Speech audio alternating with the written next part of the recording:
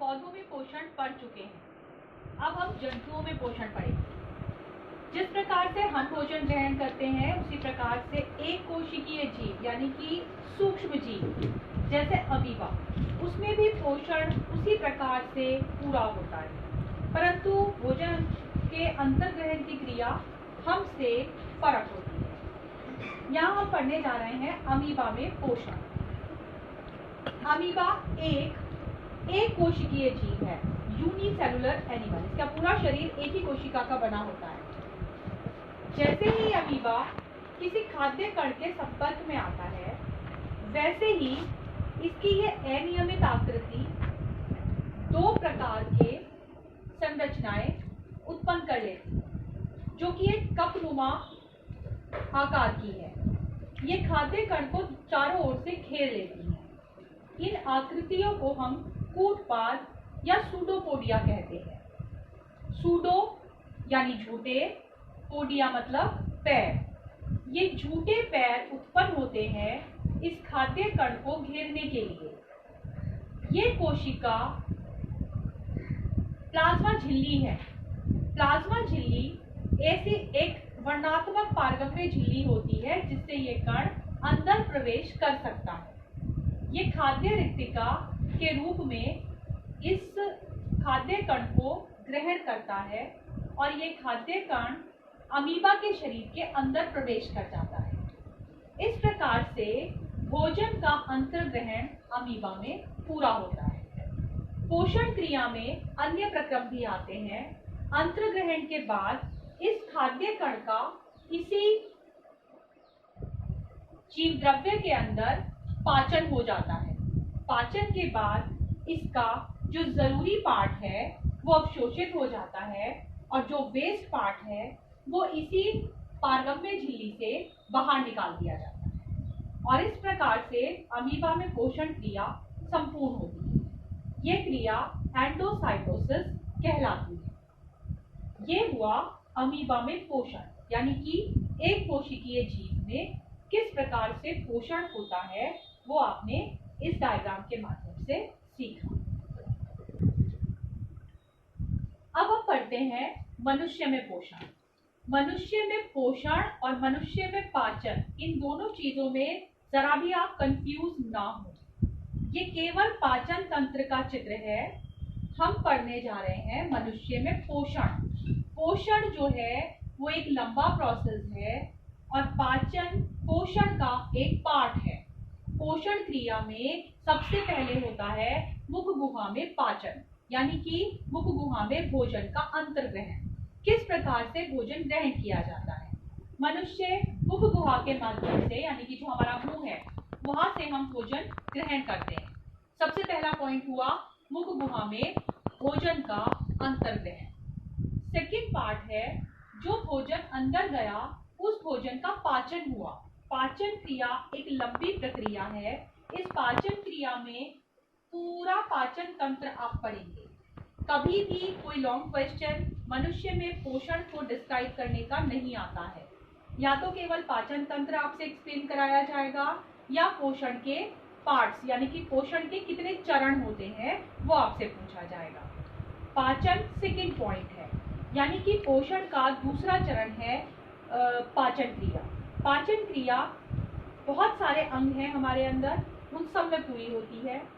पाचन स्टार्ट कहाँ से होता है? जैसे ही हम गुहा के अंदर भोजन रखते हैं वहीं से पाचन क्रिया शुरू हो जाती है।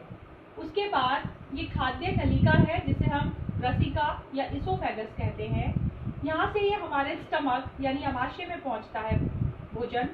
अमाशय के अंदर पाचन क्रिया होती है। उस पाचन क्रिया के बाद कुछ पार्ट रह जाता है जिसका पाचन नहीं हुआ होता है, वो क्षुधांत्र या छोटी आंत स्मॉल इंटेस्टाइन में जाकर पचता है और इस प्रकार से मुख गुहा में, फिर अमाशय में और फिर छोटी आंत में जाकर पाचन क्रिया पूरी होती है। जो वेस्ट होता है वो इस बड़ी आंत में एकत्रित होता है और समय समय पर शरीर से बाहर निकाल दिया जाता है। पाचन क्रिया के बाद अवशोषण की बारी आती है। अवशोषण का अर्थ है जो पाचन हुआ, यानी कि पचित भोजन, उसमें से जो पार्ट हमारे शरीर की वृद्धि और विकास के लिए जरूरी होता है, वो छोटी आंत में कुछ संरचनाएं पाई जाती हैं, उसके द्वारा अवशोषित कर लिया जाता है। अवशोषित पदार्थ हमारी जैविक क्रियाओं में और हमारे शरीर की वृद्धि और विकास में काम आता है। उसके बाद बहिक्षेपण यानी कि वेस्ट प्रोडक्ट्स का शरीर से बाहर निकलना। इस प्रकार से मनुष्य के अंदर पोषण क्रिया 5 चरणों में पूरी होती है। पहला भोजन का अंतर्ग्रहण, दूसरा भोजन का पाचन, तीसरा अवशोषण, चौथा स्वांगीकरण और पांचवा बहिक्षेपण। हम पाचन क्रिया को डिटेल में पढ़ेंगे। सबसे पहले मुख गुहा में भोजन गया। यहाँ हमारे मुख गुहा के अंदर दांत पाए जाते हैं। ये दांत 4 प्रकार के होते हैं: कृंतक, रदनक, अग्रचवर्णक और चवर्णक। कृंतक यानी इंसीजर, जो हमारे सामने वाले दांत हैं, जिन्हें हम काटने के लिए यूज करते हैं। लाइक आपको बिस्किट काटना है, चॉकलेट तोड़नी है, तो ये कृंतक यानी इंसीजर है। इसके बाद रदनक यानी कैनाइन्स, जो नुकीले दांत हैं और हमारे मुख गुहा के साइड्स में होते हैं। ये जो मांसाहारी जीव हैं, जैसे शेर है, चीता है, इनके अंदर ये रदनक जो है, कैनाइन्स जो है, बहुत नुकीले होते हैं ताकि ये अपने शिकार को चीर फाड़ सकें। हमारे शरीर में हमारे जो रदनक हैं, कैनाइन्स हैं, वो इतने नुकीले नहीं होते, लेकिन कोई सख्त चीज तोड़ने के लिए हम इन रदनक या कैनाइन्स का उपयोग करते हैं। जैसे आपको कोई सख्त अमरूद काटना है, ठीक है। अग्रचवर्णक और चवर्णक, प्रीमोलर्स और मोलर्स, सामान्य भाषा में इनको हम दाढ़ बोलते हैं, आगे की दाढ़ें और पीछे की दाढ़ें, जिनका सबसे मेन रोल है भोजन को चबाने का। यानी कि मुख गुहा में जैसे ही भोजन पहुंचता है, हमारे दांत उनको चबाने का कार्य करते हैं। इसके अतिरिक्त मुख गुहा में लार होती है, सलाइवा होता है। मुख गुहा में ही पाचन आरंभ हो जाता है। क्वेश्चन बहुत इंपॉर्टेंट है ये 1 नंबर का, कि हमारे शरीर में पाचन क्रिया कहाँ से आरंभ होती है। हमारे शरीर में मुख गुहा से ही भोजन का पाचन आरंभ हो जाता है। बहुत से ऐसे रासायनिक पदार्थ हैं जो हमारे शरीर में ऑलरेडी प्रेजेंट होते हैं और स्रावित होते रहते हैं समय समय पर, जिन्हें हम बोलते हैं एंजाइम्स। हमारे लाल ग्रंथियों से टाइलिन नाम का एक एंजाइम साबित होता है। ये पहला एंजाइम है जो भोजन के पाचन को आरंभ करता है, और ये कई बार बोर्ड्स में पूछा गया है कि सबसे पहला एंजाइम कौन सा है जो भोजन के पाचन को आरंभ करता है। इस एंजाइम का नाम है टाइलिन या एमाइलेज। दोनों नाम एक ही एंजाइम के हैं। यहाँ शर्करा का पाचन होता है।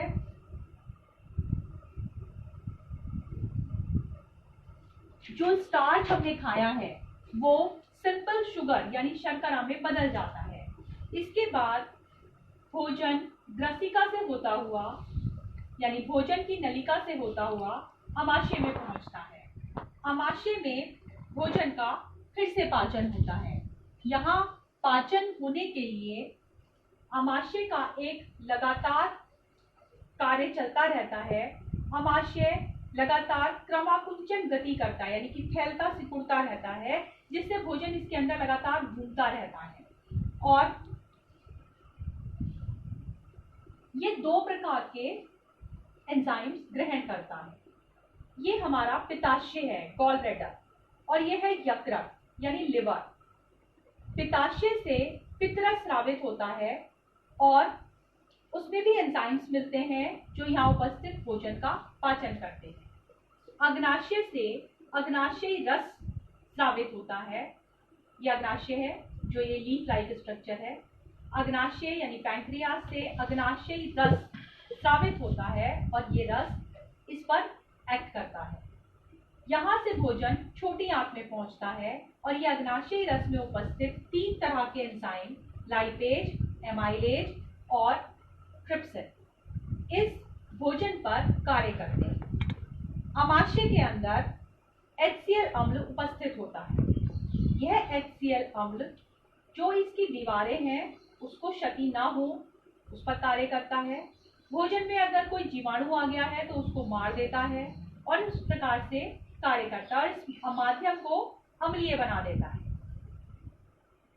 जो प्रोटीन है, जो हमारे भोजन में प्रोटीन हमने खाया है, उसका पाचन होता है पेप्सिन नाम के एंजाइम से, और प्रोटीन पेप्टोन्स में बदल जाते हैं। जहां आंशिक पाचन होता है, आंशिक पाचन के बाद छोटी आंत में जितने भी अवयव भोजन के बचे होते हैं, उन सबका पाचन पूरा होता है और पूर्ण रूप से पाचन क्रिया कंप्लीट हो जाती है। जो वेस्ट प्रोडक्ट्स हैं वो बृहद आंत यानी बड़ी आंत में एकत्रित होते हैं। बड़ी आंत का पाचन क्रिया में कोई रोल नहीं है, ये केवल वेस्ट प्रोडक्ट्स को एकत्रित करती है और एनस से हम उसको समय समय पर शरीर से बहिक्षेपण यानी कि बाहर निकालने का कार्य। ये संपूर्ण आपकी पाचन क्रिया है। इसी डायग्राम की पिक भेजी जाएगी, चित्र आप इससे देखकर बनाएं।